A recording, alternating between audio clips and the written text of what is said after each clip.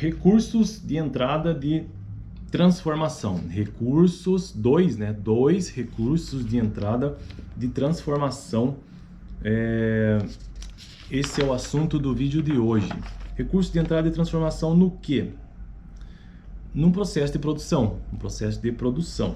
Esse processo de produção, como eu já tratei sobre isso nos vídeos anteriores, né? Um processo de produção, ele envolve entradas, ou também conhecido, isso também pode ser dito como input, transformação e output. Então, os três processos são entrada, transformação e saída. Entrada, transformação e saída. Isso em qualquer processo produtivo, que pode ser num comércio, pode ser num prestador de serviço, pode ser numa indústria, enfim.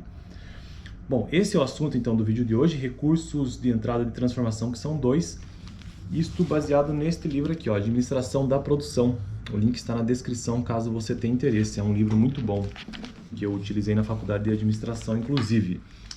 No vídeo anterior eu tratei sobre os recursos de entrada a serem transformados. Então sempre que você escutar esse termo recursos de entrada, lembre de input, né? Ou entrada propriamente dito no processo produtivo.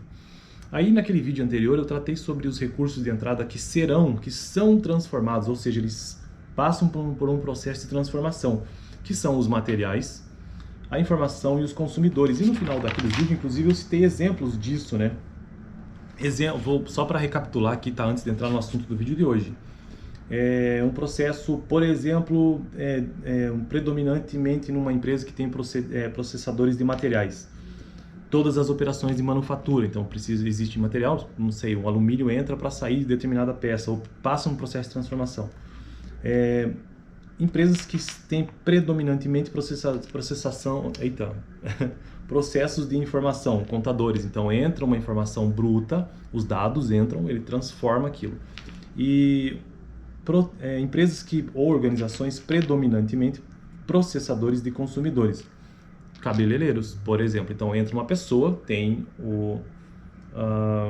ela pega esse consumidor, transforma, passa por um processo produtivo e tem essa saída. Então esse foi o vídeo anterior, né? Então recursos de entrada que foram transformados: materiais, informação e consumidores. E hoje, recursos de entrada de transformação, ou seja, eles fazem parte do processo, mas não são transformados, eles são recursos de transformação que compõem aquilo ali.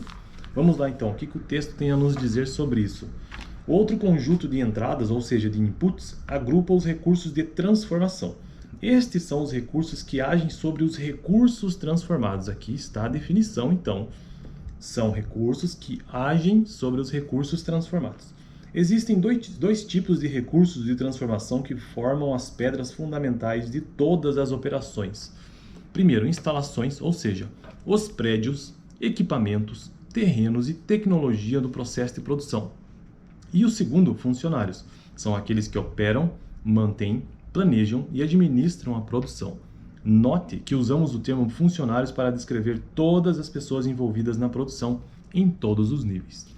A natureza específica das instalações e dos funcionários variará entre as operações.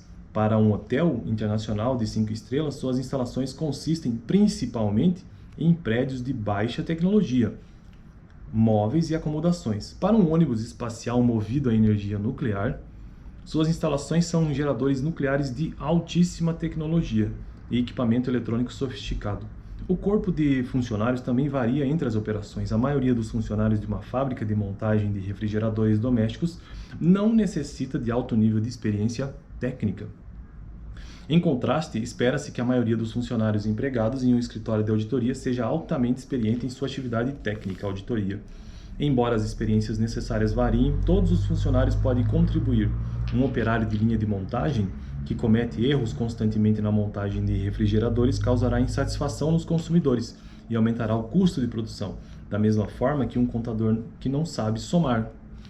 O equilíbrio entre as instalações e os recursos humanos também irá variar. Uma empresa fabricante de chips para um computador como a Intel terá um investimento considerável em instalações físicas. Uma única fábrica de produção de chips pode custar mais de 3 bilhões de dólares.